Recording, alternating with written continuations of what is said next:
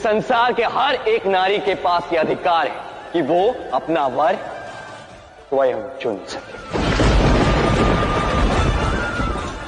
वो किससे प्रेम करेगी, यह अधिकार उसका है और यह अधिकार उससे कोई पुरुष छीन नहीं सकता।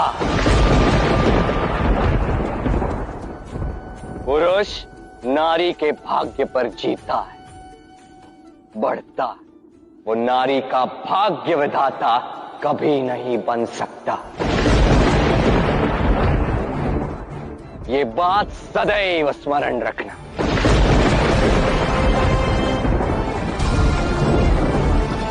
Hello friends, Radhe Radhe. कैसे हैं आप सभी? आई होप आप सभी अच्छे होंगे, स्वस्थ होंगे और मस्त होंगे। तो फ्रेंड्स, आज सारा काम निपटाने के बाद, पूजा पाठ करने के बाद थोड़ा सा आ गई थी मैं सिलाई सेंटर में। वहाँ पर कुर्ते का नाप मैम बता रही थी कि कैसे कैसे एक कुर्ते पे नाप लगाते हैं। बहुत तरीके होते हैं कुर्ते पे नाप लगाने का, लेकिन ये मैम ने अलग ही तरीका बताया है। तो इस तरह से पहले लंबाई, फिर उसके बाद तीरा, ये सब चीज़ बताया अच्छे से। तो मैंने 2 से 3 सूट तो सिल लिए हैं, लेकिन फिर भी जितनी बार मैम बताती मैं देख लेती हूँ और अच्छे से समझ लेती हूँ, क्योंकि हर बार कुछ नया मिलता है सीखने के लिए। तो इस तरह से यहाँ पर इस सूट का नाप लगा लिया और कटिंग कर ली। उसके बाद घर आई। घर आने के बाद कुछ शकरकंद मैं सुबह उबाल ली थी, तो सुबह उबाल के देखिए छोड़ के चली गई थी, तो ये हल्की सी ज़्यादा गल गई हैं। और इस तरह से इनका छिलका निकाल के इनकी चाट बना के मैं खा लूँगी और साथ ही बच्चों को दे दूँगी। तो यहाँ पर मैंने छिलका निकाल लिया है। निकालने के बाद इसमें नमक, काला नमक, सफ़ेद नमक और चाट मसाला डालकर इसको खाया, बहुत टेस्टी लगा। तो बस इस तरह से मैंने पहले चाट बना ली, उसके बाद बच्चों को दे दी। बच्चों को देने के बाद मैं यहाँ पर बना रही हूँ दाल चावल, क्योंकि आज बच्चों की फरमाइश है दाल चावल की। डेली पुलाव, खिचड़ी वगैरह ये सब चीज़ें बच्चे खा के बोर हो गए, तो मैंने कहा चलिए दाल चावल बना लेते हैं। तो आज बना ली है सिंपल सी दाल चावल। अरहर मलका की मैंने दाल बनाई है, तो इसमें उबाल लगा लिया था, 1 सीटी लगा ली थी। और जो भी हमारे पास मसाले होते हैं बेसिक, वो सब आधी चम्मच इसमें डाले, कुछ छौंकने के टाइम पे डाले। इस तरह से मैंने ये दाल बना ली है। तो बस इस तरह से हम बनाते हैं सिंपल तरीके से। ज़्यादा तामझाम हम नहीं करते हैं। तो थोड़ा सा मैंने इसमें गरम मसाला डाला है ना, तो इसलिए ये दाल थोड़ी सी ब्राउन शेड में आ गई है।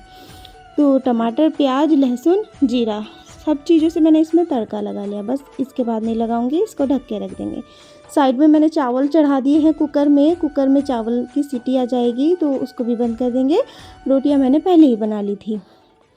तो बस इस तरह से आज का लंच तैयार है। बच्चों ने बचा दी है चाट। बच्चे कह रहे हैं मम्मी हमसे नहीं खाई जा रही इतनी सारी, तो सारी मुझे ही खानी पड़ेगी, अब ये मैं ही खा लेती हूँ।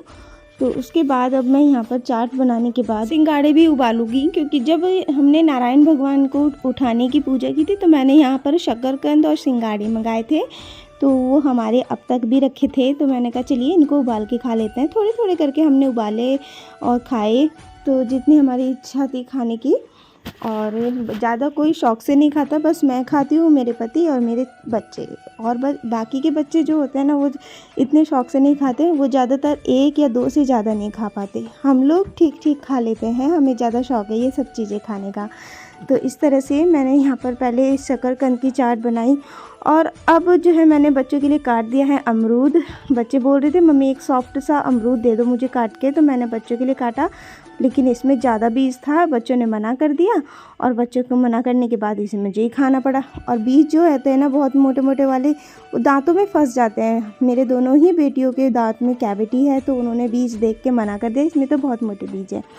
तो मेरे दांत में भी इसका बीज फंसा है और मैं बहुत परेशान घूम रही हूँ, कैसे निकालूँ। इतना मोटा मेरी दांत की कैविटी में घुस गया है और निकलने में नहीं आ रहा है, कैसे निकालूँ।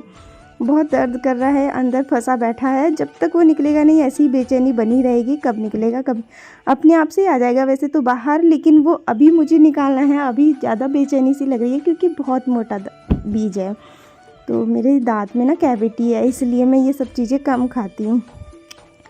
तो सिंगाड़े मेरे उबल चुके हैं। अब मैं सिंगाड़ों को भी देख लेती हूँ, चेक कर लेती हूँ अच्छे से उबले हैं या नहीं। तो देखिए इसका छिलका अच्छे से आराम से निकल गया है। और शकरकंद तो मैं सुबह उबाल के और सिलाई सेंटर में चली गई। उसके बाद आके देखिए शकरकंद का हलवा बन गया। तो सिंघाड़े तो अच्छे से हो गए हैं। तो इनको पहले मैंने खा के देखा, बहुत अच्छे लग रहे हैं ये उबले वाले सिंघाड़े। और यहाँ पर देखिए दूसरा भी दिखाते हैं, ये हार्ट शेप में सिंघाड़े कितने सुंदर लगते हैं। ये भले ही कीचड़ में उगते हैं पर सिंघाड़े अच्छे होते हैं इस सीज़न में खाना। और जितनी भी सीज़न की सब्जियाँ, फल, जो भी कुछ चीज़ होती है वो खानी बहुत ज़रूरी होती है।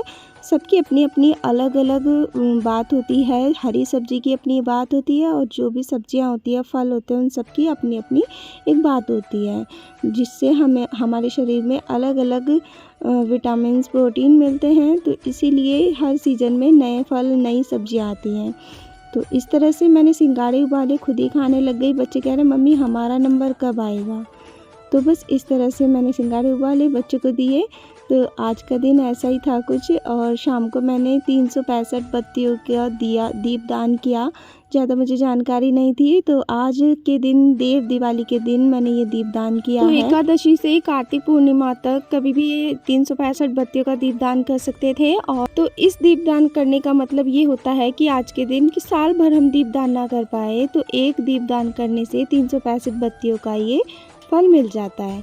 तो इस तरह से मैंने किया है। तो इस तरह से देव दिवाली के दिन हमने दिए जलाए थे सारी जगह। जैसे हमने अपनी दिवाली बनाई थी वैसे ही हमने सारी जगह दिए जलाए। इस तरह से छोटी सी दिवाली बनाई। बच्चों को भी काफ़ी एक्साइटेड हो रहा था क्योंकि दिवाली के दिन उनका मन नहीं भरा दिए जलाने से। तो हमने आज भी जलाए काफ़ी सारे दिए। इस तरह से रहा आज का कुछ हमारा दिन फ्रेंड्स। तो फ्रेंड्स, आपको ये ब्लॉग अच्छा लगा है, मेरी वीडियो थोड़ी भी अच्छी लगी हो तो वीडियो को लाइक, शेयर, सब्सक्राइब ज़रूर कीजिएगा। ऐसे ही आपको न्यू ब्लॉग के साथ मिलूँगी। तब तक के लिए take care friends, bye bye.